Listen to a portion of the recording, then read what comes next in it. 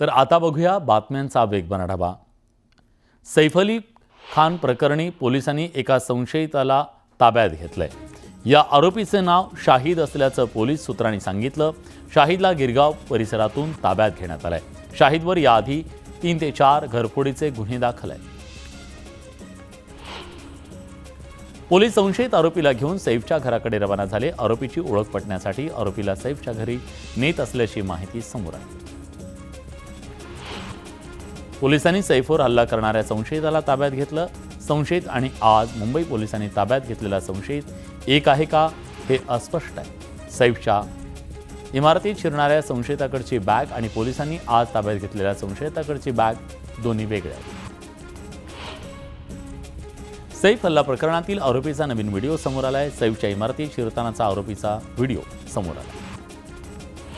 सैफ अली खानच्या प्रकृतीत सुधारणा होतीये, ते चालण्याचा प्रयत्न करतायत अशी माहिती डॉक्टर डांगेंनी दिली। सैफच्या पाठीत जखम असल्यानं त्यांना आठवडाभर आरामाची गरज असल्याचं डॉक्टरांचं म्हणणं आहे। रक्तबंबाळ अवस्थेत सैफ अली खान रुग्णालयात आला। 2 मिमीच्या फरकानं मोठा धोका टळला। सैफला पॅरालिसिसचा कोणताही धोका नाही असं डॉक्टरांनी सांगितलंय। सैफ अली खानच्या पाठीत अडकलेल्या चाकूच्या तुकड्याचा फोटो समोर आलाय। ऑपरेशन केल्यानंतर चाकूचा तुकडा सैफच्या पाठीतून काढण्यात आला। सैफवर हल्ला करणाऱ्याला पोलिसांनी अटक केली आहे अशी माहिती उपमुख्यमंत्री एकनाथ शिंदेने दिली। तर कलाकारांवर हल्ला होणं ही अतिशय चुकीची बाब असल्याचं म्हणत शिंदेने घटनेचा निषेध व्यक्त केला। पोलिसांनी आरोपीसारख्या दिसणाऱ्या एका व्यक्तीला ताब्यात घेतलं। अजून एका आरोपीचा शोध पोलिसांकडून सुरू आहे अशी माहिती गृहराज्यमंत्री योगेश कदमान दिली आहे। सैफ अली खानवरच्या हल्ल्यावरून होत असलेल्या राजकारणावरून उदय सामंतांनी विरोधकांवर हल्लाबोल केलाय।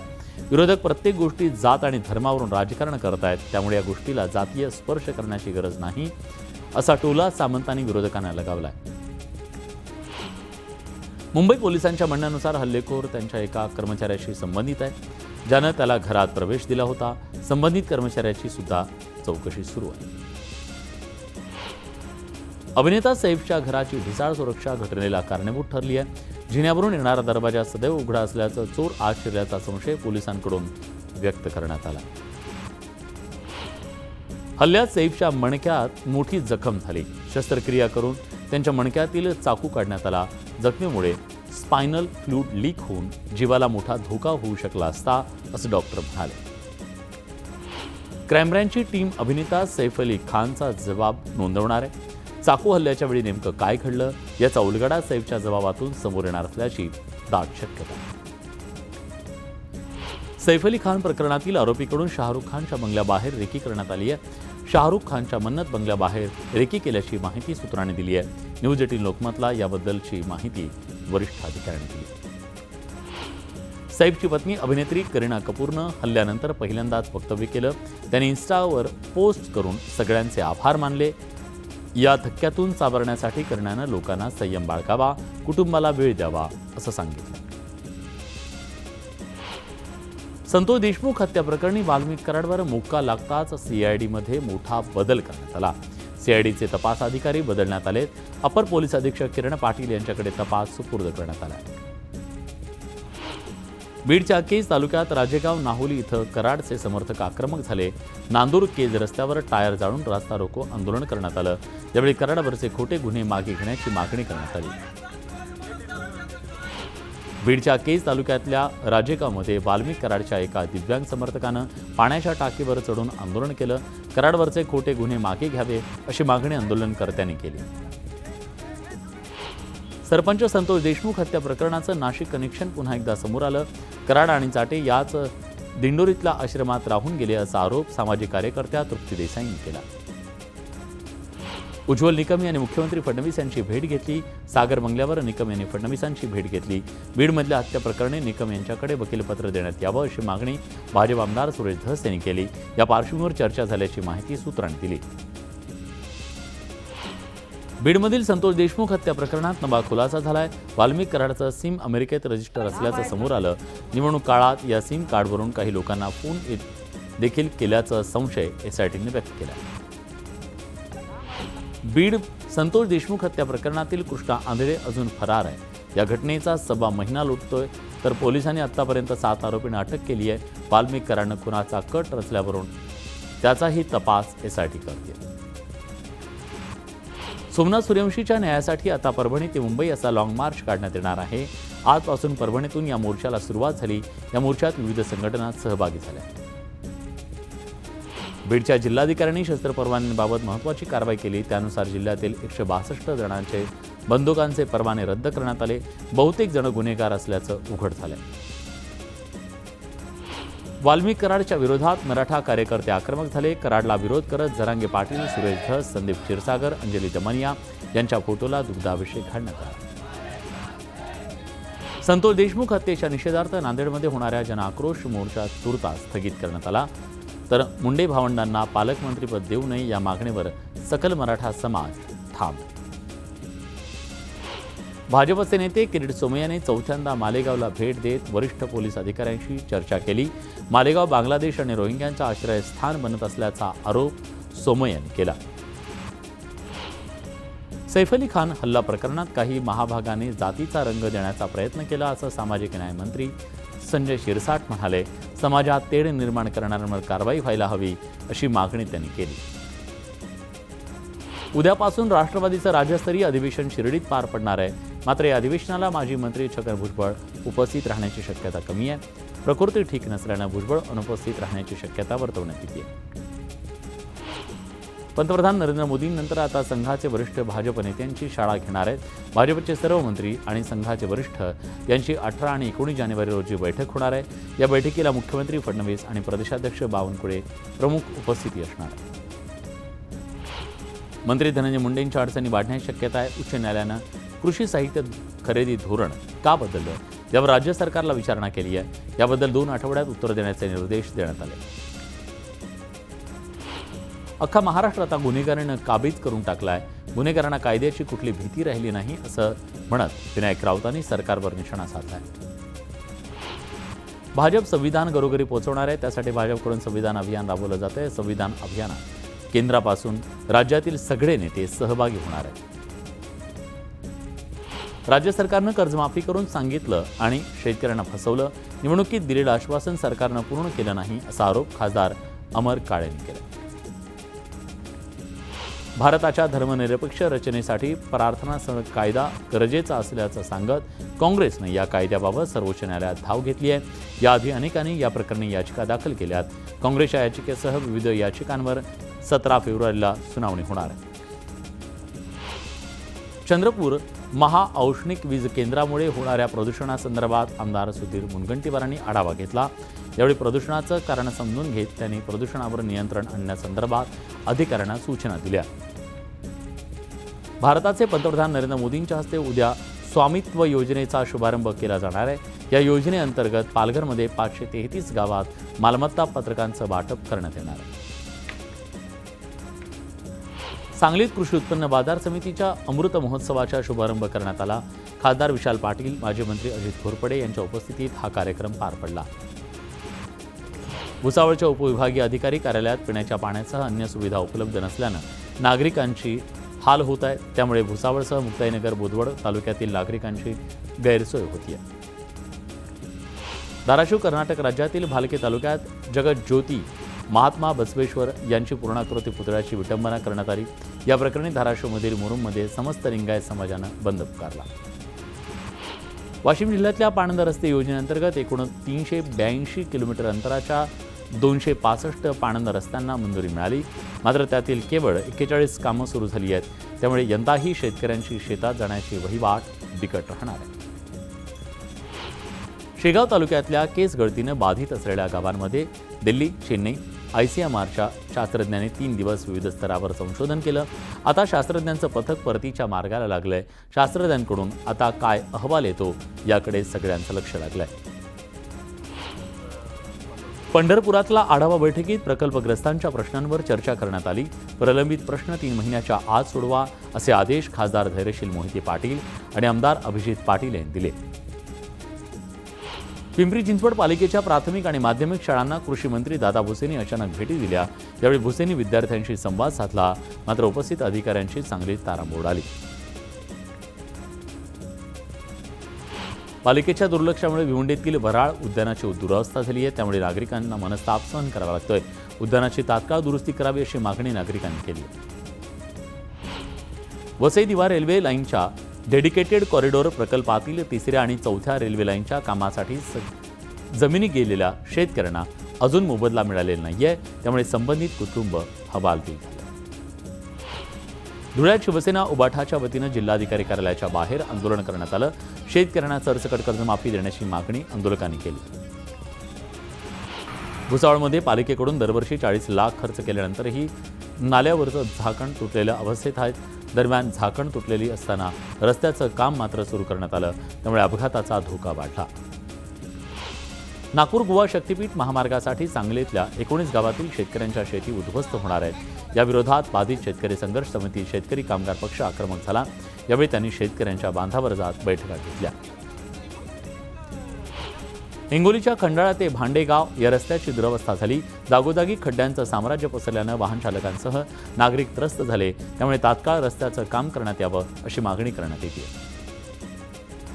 बांगलादेशातल्या कांद्यावर 10% आयात शुल्क लावल्यानं त्याचा परिणाम आता कांदा भावावर होणार आहे, त्यामुळे शेतकरी आणि व्यापारी चिंतेत सापडले। पालघरमधील रुग्णालयांची कमतरता लक्षात घेऊन देव मोगरा ट्रस्टकडून पालघरमध्ये सूर्य इन्स्टिट्यूट ऑफ नर्सिंग सायन्सचं उद्घाटन करण्यात आलं। पालघरचे पोलीस अधीक्षक बाळासाहेब पाटील यांच्या हस्ते ते उद्घाटन पार पडलं। पालघर जिल्ह्यातल्या आरोग्य विभागाचा भोंगळ कारभार पुन्हा चव्हाट्यावर आलाय। सरकारी रुग्णालयांमध्ये गरोदर महिलांसाठी असलेल्या सोनोग्राफी मशीनमधील अनेक महिन्यांपासून बंद आहे, तर काही ठिकाणच्या मशीन आठवड्यातून एकदा सुरू असतात, त्यामुळे महिलांनी संताप व्यक्त केला। आदिवासी विकास मंत्री अशोक उईके पालघर दौऱ्यावर आहेत। जव्हार तालुक्यातल्या मूकबधीर आश्रमशाळेत त्यांनी भेट देत विद्यार्थ्यांची विचारपूस केली। पुणे इंदोर महामार्गावर प्रचंड वाहतूक कोंडी झाली। अंकाई किल्ल्याजवळ कंटेनर पलटल्यानं तब्बल 10 ते 12 किलोमीटर वाहनांच्या रांगा लागल्या, त्यामुळे चालकांच्या प्रचंड मनस्ताप सहन करावा लागतोय। धुळ्याच्या साक्रीमध्ये 32वे आदिवासी सांस्कृतिक एकता महासंमेलन आयोजित करण्यात आलं। या संमेलनात संपूर्ण देशातील आदिवासी बांधव मोठ्या संख्येनं सहभागी झाले। जळगाव शहरात वाढत्या अपघाताच्या पार्श्वभूमीवर जनजागृती करण्यात आली। यावेळी वाहतूक पोलिसांनी शहरातून हेल्मेट रॅली काढत जनजागृती केली। महाड एमआयडीसीतील वाहतूक कोंडीची बातमी न्यूज 18 लोकमतनं दाखवल्यानंतर वाहतूक पोलीस ॲक्शन मोडवर आले। एमआयडीसीतील बिरवाडी बाजारपेठेतील अवैध पार्किंगवर वाहतूक पोलिसांनी कारवाई केली। रत्नागिरीतल्या एका खासगी कार्यालयातील कर्मचाऱ्याकडून मराठी ग्राहकाला अपमानास्पद वागणूक देण्यात आली। या प्रकरणी मनसे पदाधिकाऱ्यांनी जाब विचारल्यानंतर कर्मचाऱ्याने माफी मागितली, तर कंपनीनं 24 तासाच्या आत कर्मचाऱ्यावर कारवाईचं आश्वासन दिलं। जळगाव जिल्ह्यातल्या सांगवी बुद्रुक गावामध्ये राज्य विद्युत वितरण कंपनीकडून वीज चोरी विरुद्ध धडक मोहीम राबवण्यात आली। या ज्या ग्राहकांनी मीटरमध्ये छेडछाड केली असे संशयित 50 मीटर तपासणीसाठी ताब्यात घेण्यात आले। यावलमधील तहसील कार्यालयामध्ये तहसीलदार मोहन माला नाझीरकर यांनी मुख्यमंत्री युवा कार्य प्रशिक्षणार्थीची एक विशेष बैठक घेतली। या बैठकीत प्रशिक्षणार्थीकडून शेती क्षेत्रात जाऊन ई-पीक पाहणीची ऑनलाईन नोंदणी केली जाणार आहे। मालेगाव मनमाड भागात ढगाळ वातावरणासोबत दाट धुकं पडलंय। बदलत्या वातावरणामुळे कांदा, गहू, हरभरा ही पिकं करपा रोगाच्या विळख्यात सापडली आहेत। अमरावतीच्या नांदगाव पेठ एमआयडीसीतील गोल्डन फायबर कंपनीतील महिला कामगारांना झालेली विषबाधा अन्नातून झाल्याचा अहवाल समोर आला। अन्नातूनही दुर्गंधी येत असल्याचं आरोग्य विभागाच्या पाहणीतून उघड झाले। छत्रपती संभाजीनगर जिल्ह्यातल्या गंगापूर तालुक्यातल्या मालुंजा गावातल्या एका झाडावर बिबट्या चढला। झाडावर चढलेल्या बिबट्याला पाहण्यासाठी नागरिकांनी मोठ्या प्रमाणात गर्दी केली। अहिल्यानगरमधील पारनेरमधल्या बिबट्याच्या हल्ल्यात एका 9 वर्षीय मुलीचा मृत्यू झाला। यावेळी संतप्त नागरिकांनी बिबट्याला पकडण्याची मागणी वन विभागाकडे केली। वन विभागानं सापळा रचत बिबट्याला जेरबंद केलं। अकोल्यातील गुड मॉर्निंग ग्रुपनं चायना मांजाची होळी केली। संपूर्ण शहरात सर्रासपणे चायनीज मांजाची विक्री होत असून ताबडतोब चायनीज मांजा जप्त करून संबंधितांवर गुन्हा दाखल करावा अशी मागणी करण्यात आली। अहिल्यानगर जिल्ह्याचं विभाजन करण्याची मागणी पुन्हा एकदा जोर धरू लागली आहे। त्यात अहिल्यानगरचे आमदार संग्राम जगताप यांनी ही मागणी केली. राजकीय वर्चस्ववादानं अहिल्यानगर जिल्ह्याचं विभाजन रखडल्याची चर्चा राजकीय वर्तुळात आहे. एक छोटासा ब्रेक, कुठे जाऊ नका, पहा फक्त न्यूज 18 लोकमत.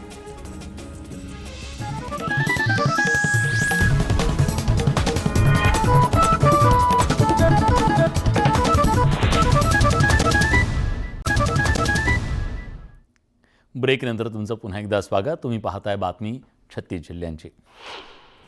पुण्यात पोलिसांनी बनावट नोटांच्या रॅकेटचा पर्दाफाश केला. दिल्लीतून आणलेल्या तब्बल 10.5 लाखांच्या बनावट नोटा जप्त करण्यात आल्या. या प्रकरणी पोलिसांनी 6 जणांना अटक केली आहे. बहुचर्चित कोल्डप्ले शोच्या पार्श्वभूमीवर डी.वाय. पाटील स्टेडियमच्या आसपासची वाहतूक पुढील 3 दिवस बंद असणार आहे. तर वाहतुकीस अडथळा निर्माण करणाऱ्या वाहनांसाठी 17 टो व्हॅनची व्यवस्था करण्यात आली आहे. राज्याचं AI धोरण तयार करण्यासाठी टास्क फोर्सची नियुक्ती करण्यात आली आहे. नवं धोरण तयार करण्यासाठी टास्क फोर्सची शिफारस असणार आहे. पुढील 3 महिन्यात शिफारस करण्याचे आदेश टास्क फोर्सला देण्यात आले. नवी मुंबईतल्या बेलापूरमधील सिडकोच्या अकाउंट विभागात गाण्यांची मैफल सजली होती. अधिकारी आणि कर्मचारी गाणी गाण्यात गुंग होते. या प्रकरणी एका नागरिकानं व्हिडिओ काढून तो व्हायरल केला. पनवेलमधल्या उड्डाणपुलावर पहाटेच्या सुमारास एक ट्रक पलटी झाला.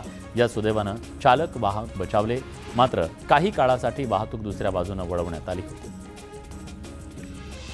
परभणी जिल्ह्यातल्या अमरापूर शिंगणापूर दरम्यान कारचा अपघात झाला. या अपघातात एकाचा जागीच मृत्यू झाला, तर दोघांची स्थिती गंभीर आहे. त्यांच्यावर रुग्णालयात उपचार सुरू आहेत. मुंबई अहमदाबाद महामार्गावर तारापूरवरून मुंबईच्या दिशेने येणारा ट्रेलर पलटला. या सुदैवानं कोणतीही जीवितहानी झाली नाहीये, तर ट्रेलर पलटल्यानं डिझेलची टाकी फुटून मोठ्या प्रमाणात नुकसान झालं. एक छोटासा ब्रेक, लगेच परत येतोय. कुठे जाऊ नका, पहा फक्त न्यूज 18 लोकमत.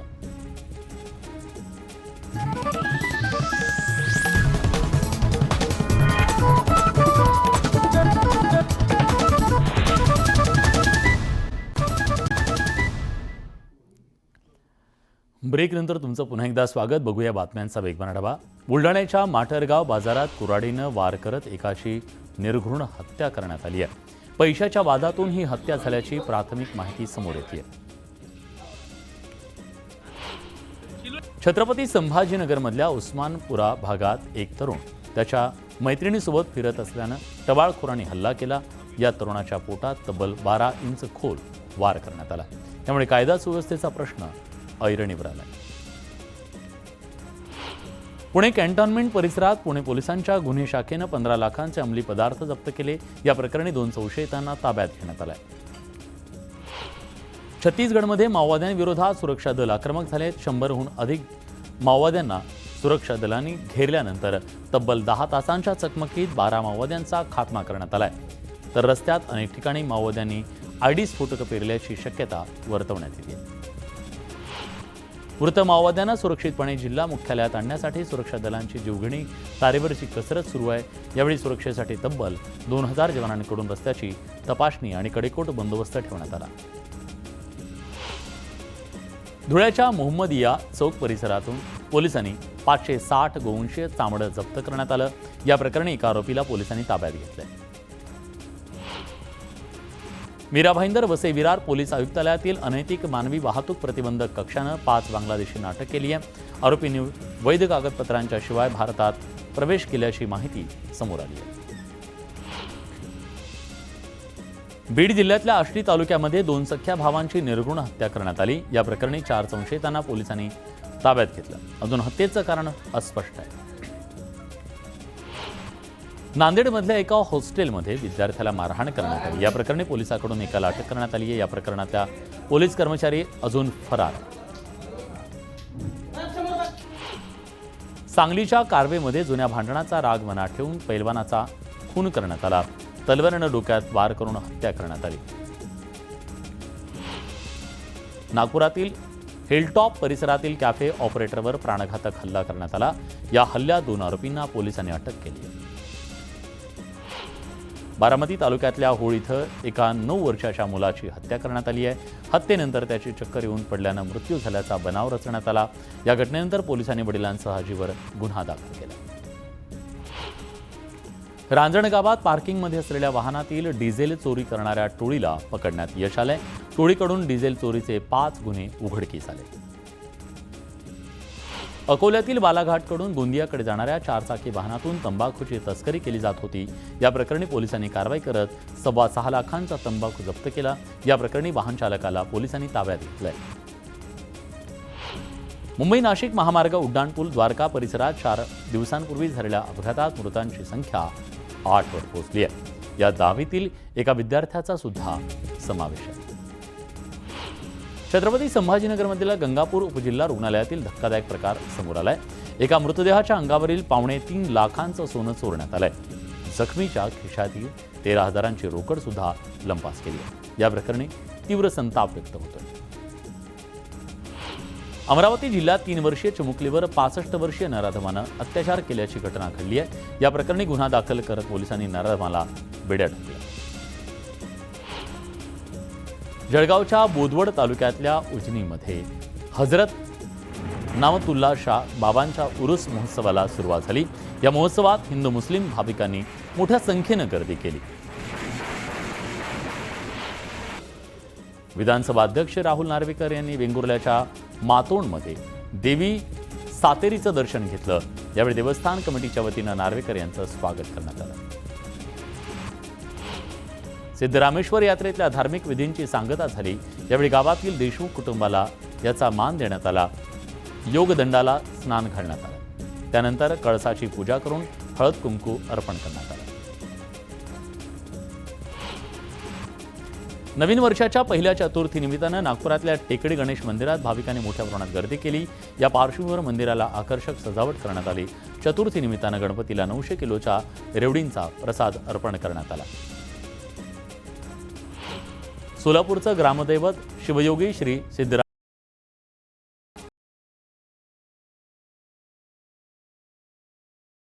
पारणं फिरणारा उत्सव पार पडला. हजारो भाविकांच्या उपस्थितीत हा सोहळा संपन्न झाला.